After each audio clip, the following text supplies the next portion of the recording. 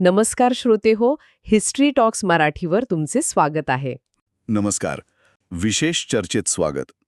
आपल्यापैकी अनेकांनी शाळेत टिपू सुलतानला म्हैसूरचा वाघ, एक शूर योद्धा आणि इंग्रजांविरुद्ध लढणारा स्वातंत्र्यसैनिक म्हणून ओळखलं आहे. ही एक प्रतिमा आपल्या मनात म्हणजे अगदी घट्ट बसलेली आहे. पण आज आपण एका अशा स्रोतावर चर्चा करणार आहोत, जो या प्रतिमेला पूर्णपणे आव्हान देतो.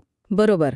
आपल्याकडे आज इतिहासकार गजानन मेहेंदळे यांचं Tipu as he really was हे पुस्तक आहे. Tipu as he really was. हो, आणि लेखक प्रस्तावनेतच अगदी स्पष्ट करतात की या पुस्तकाचा उद्देश टिपूची जी उदार आणि सहिष्णू शासक ही प्रतिमा आहे ती खोडून काढणं आणि पुराव्यांच्या आधारे, विशेषतः त्याच्याच पत्रांच्या आणि आदेशांच्या आधारे त्याचं खरं स्वरूप समोर आणणं आहे. म्हणजे हा स्रोत थेट टिपूच्या शब्दांना त्याच्या विरोधात पुरावा म्हणून वापरतोय. हे तर खूपच रंजक आहे. अगदी. चला तर मग या स्रोताच्या आधारे टिपूच्या कारकिर्दीतील त्या घटना आणि धोरणे पाहूया, जी अनेकदा चर्चेत येत नाहीत. हो.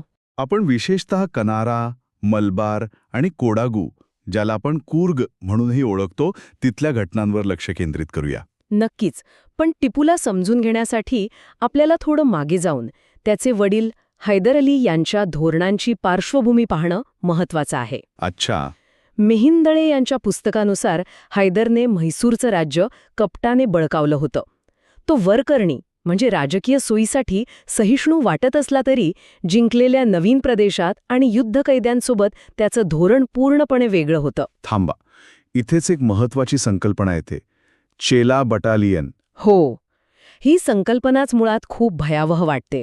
म्हणजे लहान मुलांना त्यांच्या कुटुंबापासून तोडून त्यांचं धर्मांतर करून त्यांना सैन्यात भरणं. यामागचा नेमका उद्देश काय होता? फक्त सैनिक मिळवणं की त्याहून अधिक काही? तुमचा मुद्दा अगदी बरोबर आहे. केवळ सैनिक मिळवणं हा एक भाग झाला, पण याहून मोठा आणि अधिक धोकादायक उद्देश होता. एक अशी पिढी तयार करणे जी पूर्णपणे सुलतानाशी निष्ठावान असेल. ज्यांची स्वतःची कोणतीही ओळख, कुटुंब, मूळ धर्म किंवा संस्कृती उरणार नाही, त्यांची एकमेव ओळख म्हणजे सुलतानाचे सैनिक. म्हणजे हे एक प्रकारे पद्धतशीर ब्रेन वॉशिंग होतं. हो, अगदी तसंच. पुस्तकात शेख अयाज, जो मूळचा नायर होता, आणि दौलत खान यांची उदाहरणे दिली आहेत, जे या प्रक्रियेतून गेले. आणि याचं प्रमाण किती मोठं होतं? पुस्तकात चितळदुर्गच्या घटनेचा उल्लेख आहे. तिथून 20,000 लोकांना कैद करण्यात आलं. 20,000? हो, आणि त्यातील मुलांची पहिली चेला बटालियन बनवण्यात आली. हेच धोरण, हीच क्रूर पद्धत टिपूने वारसा म्हणून उचलली आणि ती अधिक तीव्रतेने आणि खूप मोठ्या प्रमाणावर राबवली. या पार्श्वभूमीनंतर आपण पुस्तकातल्या एका महत्वाच्या प्रकरणाकडे वळूया, कनारातील ख्रिश्चन. हो. स्रोतानुसार इंग्रजांना मदत केल्याच्या बहाण्याने टिपूने त्यांच्यावर कारवाई केली. पण त्या कारवाईचं स्वरूप काय होतं? ते स्वरूप खरं तर धक्कादायक होतं, आणि याचा पुरावा म्हणून लेखक खुद्द टिपूच्याच आत्मचरित्राचा, तारीख-ए-खुदाबादीचा हवाला देतात. त्याच्या स्वतःच्या आत्मचरित्राचा? हो.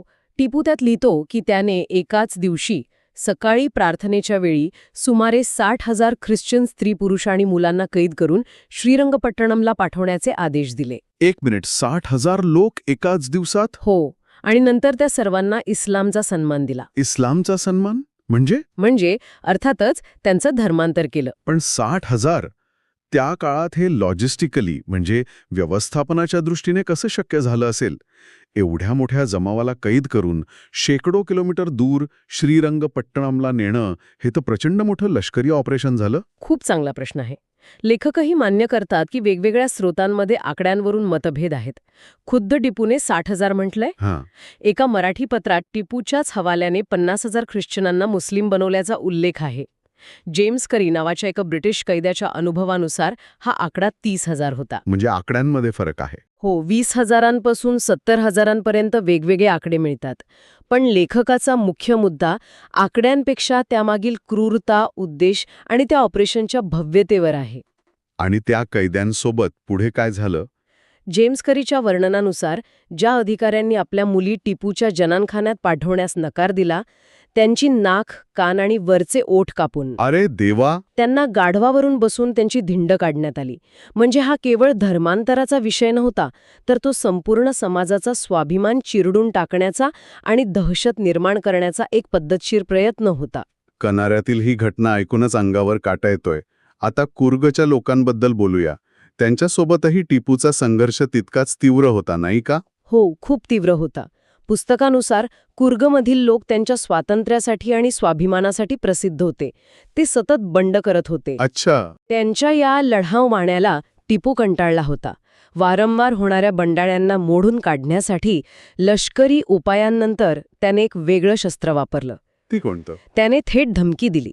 त्याच्याच आत्मचरित्रात नमूद केल्याप्रमाणे तो त्यांना म्हणाला, जर तुम्ही पुन्हा बंड केले तर मी तुम्हा सर्वांना मुस्लिम बनून देशाबाहेर पाठवून देईन.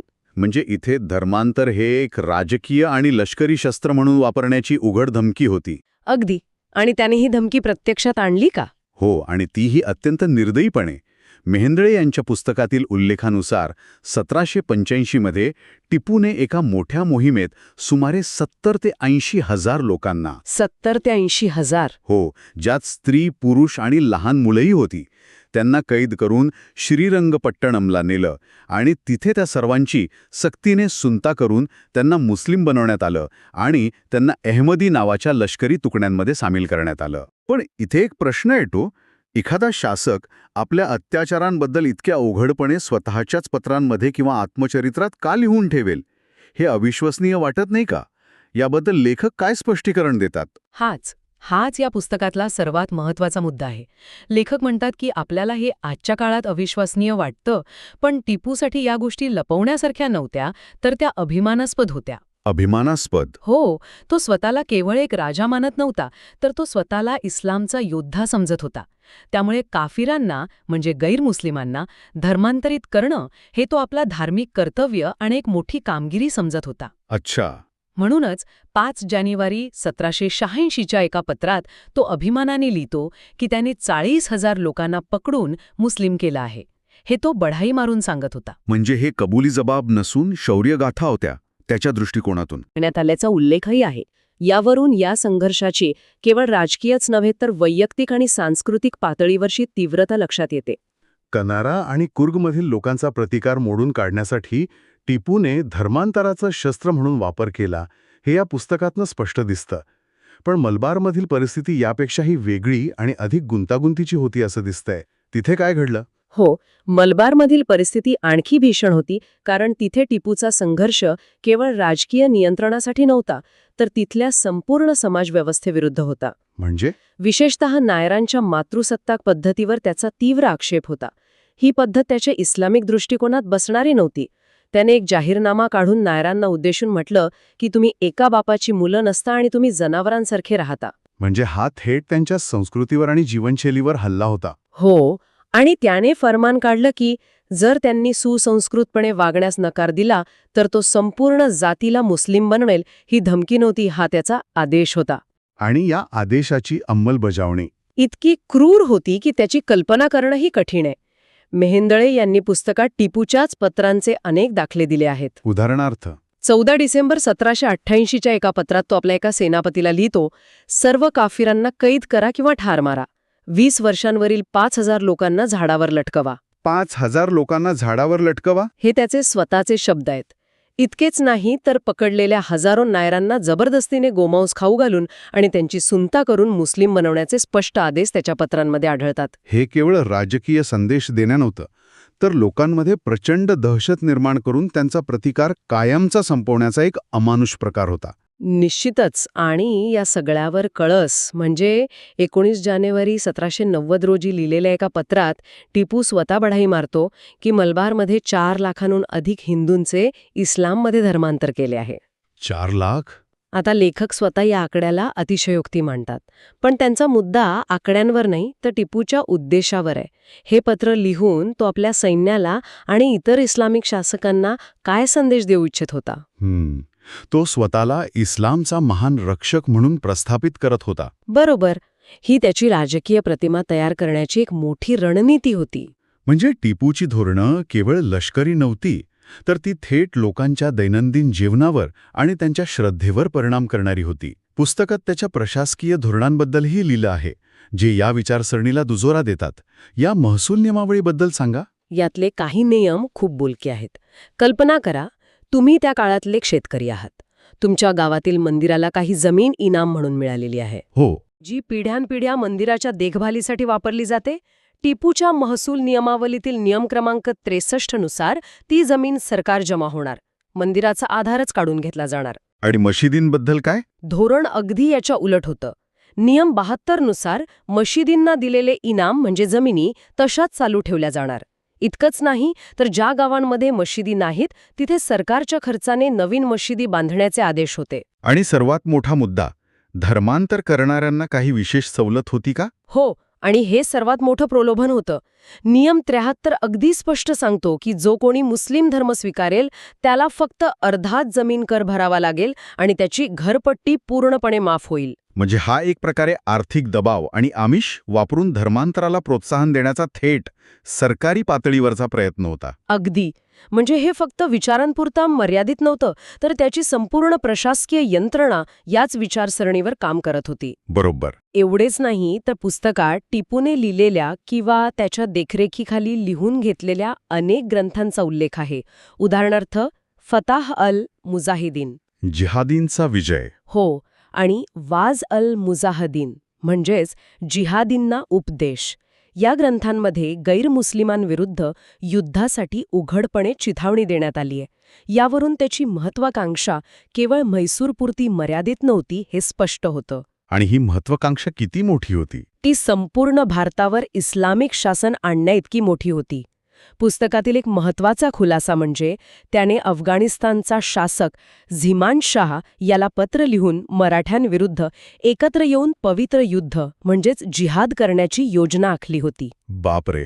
त्याचे अंतिम ध्येय संपूर्ण भारतात इस्लामिक सत्ता स्थापित करणे होते, असं लेखक पुराव्यानिशी मांडतात. तर गजानन मेहेंदळे यांच्या Tipu as he really was या पुस्तकातील पुराव्यानुसार टिपूची प्रतिमा एका धर्मांध आणि क्रूर शासकाची दिसते, जो आपल्या राजकीय महत्वाकांक्षा पूर्ण करण्यासाठी धार्मिक अत्याचारांचा, मग ते सक्तीचे धर्मांतर असो, आर्थिक दबाव असो किंवा थेट हिंसाचार असो, याचा सर्रास वापर करत होता. बरोबर. आणि हे सगळं कोणत्या तरी दुसऱ्याने लिहिलेलं नाही, तर त्याच्याच पत्रांमधनं, नियमांमधनं आणि आत्मचरित्रातून समोर येतंय. हो, पुस्तकाचा मुख्य युक्तिवाद हाच आहे. अनेकदा टिपूने काही मंदिरांना दिलेल्या दानाचं उदाहरण देऊन त्याला सहिष्णू ठरवण्याचा प्रयत्न होतो. ऐकलंय मी इथे. पण लेखक पुराव्यानिशी सांगतात की या तुरळक घटनांना त्याच्या संपूर्ण कारकिर्दीचा द्योतक मांडणे ही एक मोठी चूक आहे. हे दान सहिष्णुतेपोटी आलेले नव्हते. मग कशामुळे होतं? ते बहुता करून युद्धातील पराभवाच्या भीतीने आणि ज्योतिषांवर असलेल्या अंधश्रद्धेमुळे दिलेले होते, जेणेकरून देवतांचा कोप टाळता येईल. या संपूर्ण चर्चेनंतर एक प्रश्न मात्र नक्कीच मनात येतो. एखाद्या ऐतिहासिक व्यक्तिमत्वाचे मूल्यमापन नेमके कसे केले जावे? बरोबर. जेव्हा त्या व्यक्तीची सार्वजनिक प्रतिमा आणि त्याने स्वतःच्या शब्दात नोंदवून ठेवलेले त्याचे विचार आणि कृत्य यात जमीन आसमानाचा फरक असतो, तेव्हा इतिहासाच्या कोणत्या पैलूवर विश्वास ठेवायचा? हे पुस्तक आपल्याला त्याच विचारात सोडतं.